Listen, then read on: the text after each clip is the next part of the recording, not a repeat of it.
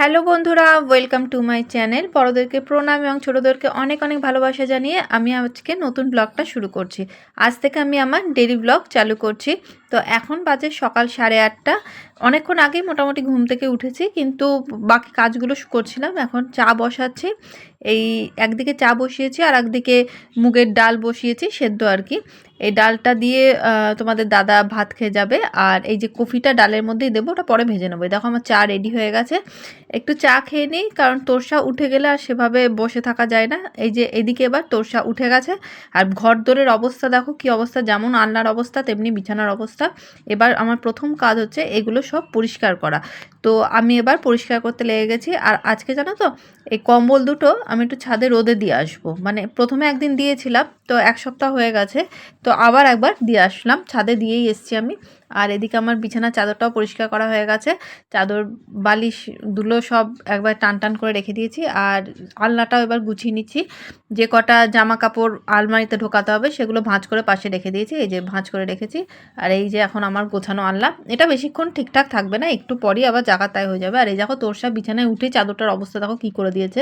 ও এখন গল্প বই নিয়ে পড়তে বসেছে। আর আমি এদিকে ঘরটা ঝাড় দিয়ে নিচ্ছি। ঘরটা ঝাড় দিয়ে বাসনটা মেজে রান্নার দিকে যাওয়ার আগে ভাবলাম তোরসাকে স্নানটা করে দিই। তো ওকে স্নান করিয়ে এসে এই বসলাম, এই মাথা চুলটুল আসতে দিচ্ছি। এবার বাকি রান্নাগুলো হয়ে গেছে, ভাতটা করে নিচ্ছি। আর ডালটা আমি সকালেই করে নিয়েছিলাম। এ দেখো আজকে দুপুরে আমাদের হচ্ছে ভাত, কিছু ভাজা, ডাল আর বাঁধাকপির তরকারি। আজকে শনিবার তো একটু ভাজাভুজিটা বেশি হয়। এরপরে দুপুরবেলা একটু ঘুমিয়ে তারপরে সন্ধ্যেবেলা রেডি হয়ে নিলাম, কারণ যাবো একটু মেলাতে। তো অনেক দিন পরই আজকে বেরোচ্ছি।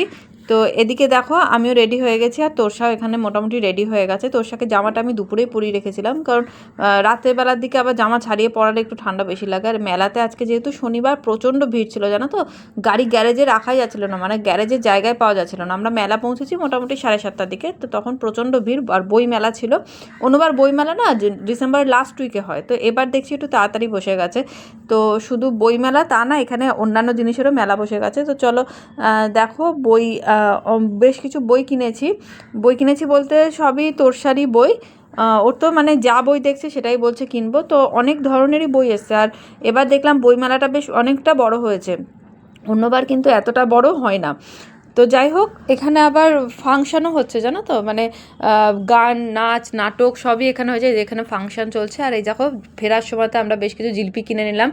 প্রথমে ভেবেছিলাম চপ কিনবো, দেখলাম যে না, জিলিপি কিনি। আর এই যে তোরসাই জাম্পিংগুলোতে উঠেছে, এতে ওতে না উঠলে ওর হবেই না।